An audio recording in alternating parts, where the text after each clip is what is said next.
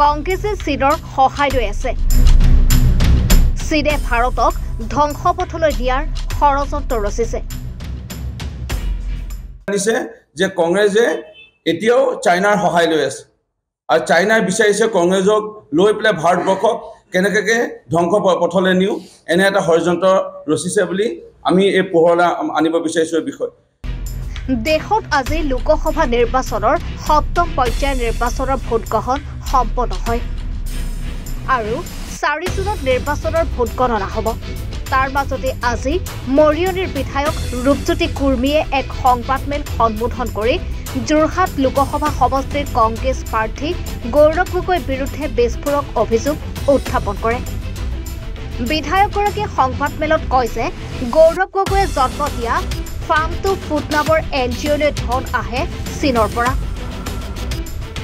চীনৰ পৰা সামগ্ৰী আনে গৌৰৱ গগৈৰ NGOটোৱে মৰিয়নি ক্ষুদ্ৰ প্ৰাথমিক চিকিৎসালয়লৈ আগবঢ়োৱা অক্সিজেন কনচেণ্ট্ৰেটৰটোৰ চীনৰ পৰা অনাৰ অভিযোগ বিধায়কগৰাকীৰ। লগতে চীনৰ পৰা কংগ্ৰেছে পইচা লৈ ৰাজনীতি কৰাৰ অভিযোগ ৰূপজ্যোতি কুৰ্মীৰ। বৰ্ষতে আমি ভাৰতৰ ৭৫ বছৰ আমি স্বাধীনতাৰ অমৃতকাল আমি পাৰ কৰিছোঁ।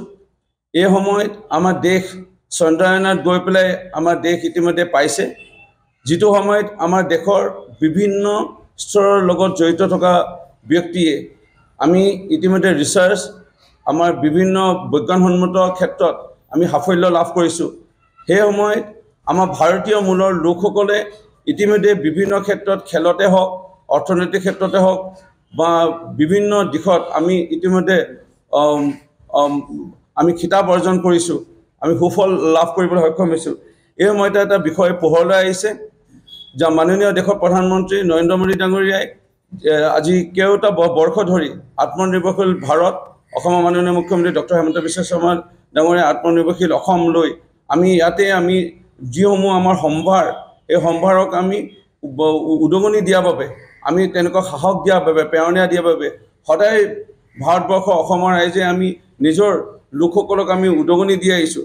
এই সময় আজি এটা দুখ লগা বিষয় পোহৰলৈ আহিছে যে কংগ্ৰেছ পাৰ্টীক আমি যিটো ভাৰতীয় জনতা পাৰ্টী কেন্দ্ৰ ৰাজ্যৰ নেতৃবৰ্গই কৈ আহিছিলোঁ যে চাইনাৰ লগত কংগ্ৰেছৰ মিত্ৰৰালি আছে আৰু চাইনাৰ ওপৰত নিৰ্ভৰশীল কংগ্ৰেছ পাৰ্টী আজি অন্য এটা দিশ পোহৰলৈ আহিছে যে সাংসদ গৌৰৱ গগৈ জন্ম দিয়া 2015 চনত ফাৰ্ম টু ফুড নামৰ এটা NGOই ইতিমধ্যে তেওঁলোকে অক্সিজেন কনচেণ্ট্ৰেটৰ দুটা দিছে মৰিয়নি দুখন হস্পিটেলত আৰু ইতিমধ্যে এই চাইনাত লিখা এই কাগজ পত্ৰবোৰ দিছে, ৱাৰেণ্টি কাৰ্ড গেৰেণ্টি কাৰ্ড বুলিবলৈ একো নাই। এইবোৰ চাইনাত লিখা একো ভাষা একোৱে আমাৰ ডক্টৰ কোনো আমাৰ 4th গ্ৰেডৰ কৰ্মচাৰী 3য় বৰ্গৰ কৰ্মচাৰী কোনোৱে একো বুজি পোৱা নাই কেনেকৈ মেচিনটো চলাব লাগে, ক'ত কেনেকৈ চাফা কৰিব লাগে, কিমান সময় এইটো চাৰ্জ দিব লাগে, কিমান সময় ক'ত কেনেকৈ কমাব লাগে বঢ়াব লাগে একোৱে গম পোৱা নাই। ইফালে বিধায়ক অখিল গগৈ ৰাইজৰ দলেও চীনৰ পৰা ধন পোৱা বুলি সংবাদমেলত দাবী বিজেপিৰ বিধায়কগৰাকীৰ। বিষয়টোক লৈ মুখ্যমন্ত্ৰী আৰু কেন্দ্ৰীয় গৃহমন্ত্ৰী অমিত শ্বাহৰ যোগেদি তদন্ত দাবী জনাইছে বিধায়ক কুৰ্মীয়ে। দলৰ প্ৰতিনিধি উপস্থিত আছে। আমি এইটো ক'ব বিচাৰিছোঁ আজি ৰাইজৰ দলৰ নেতা অখিল গগৈ হয়তো এটা চাইনাৰ পৰা বা চাইনিজ কোনোবা সংস্থাৰ পৰা তেওঁলোকেও ফাইনেন্স পাই আছে বা টকা পাই আছে বুলি আমি ধাৰণা কৰিব পাৰিছোঁ আৰু সেইটো লৈ পেলাই এটা এনকুৱাৰী হ'ব লাগে ভালধৰণে। আৰু যেনে এনে চাইনাত বনোৱা একো প্ৰডাক্ট ইয়াত আহিব নোৱাৰে, ভাৰতবৰ্ষত আহিব নোৱাৰে, অসমত আহিব নোৱাৰে। আমাৰ অভিযন্তা আমাৰ যিসকলে ষ্টাৰ্টআপ কৰিব লৈছে এতিয়া নতুনকৈ ষ্টাৰ্টআপ কৰিবলৈ লৈছে, নতুনকৈ ব্যৱসায় কৰিব লৈছে, যোনে স্কিলৰ লগত জড়িত হৈ পেলাই আজি বিভিন্ন প্ৰশিক্ষণ লৈ পেলাই তেওঁলোকে আগবাঢ়িছে। ইয়াত বিভিন্ন ধৰণৰ 3য় বৰ্গ 4ৰ্থ বৰ্গৰ এই কোম্পানীবোৰত কাম কৰি আছে, মিস্ত্ৰীৰ পৰা আদি কৰি যোগালীৰ পৰা আদি কৰি বিভিন্ন ধৰণৰ কাৰ্পেণ্টাৰৰ পৰা আদি কৰি ৱায়াৰিঙৰ পৰা ইলেক্ট্ৰিচিয়ানৰ পৰা আদি কৰি তেওঁলোকৰ মানসিক যেন ভৱিষ্যতে মানসিক ভাৱটো তেওঁলোকৰ ভাঙি নপৰক আৰু তেওঁলোকে কোনো হতাশা পথ বাছি নলওক, এনে প্ৰডাক্ট আৰু সামগ্ৰী প্ৰৱেশ কৰিব নোৱাৰে। সংবাদমেলৰ যোগেদি মাননীয় অসমৰ মুখ্যমন্ত্ৰী আৰু মাননীয় কেন্দ্ৰ চৰকাৰৰ গৃহমন্ত্ৰী মহোদয়ক বিশেষভাৱে এই প্ৰডাক্ট কেনেকৈ আমাৰ ইয়াত প্ৰৱেশ কৰি ইয়াৰ ওপৰত এনকুৱাৰী কৰিবলৈ আহ্বান।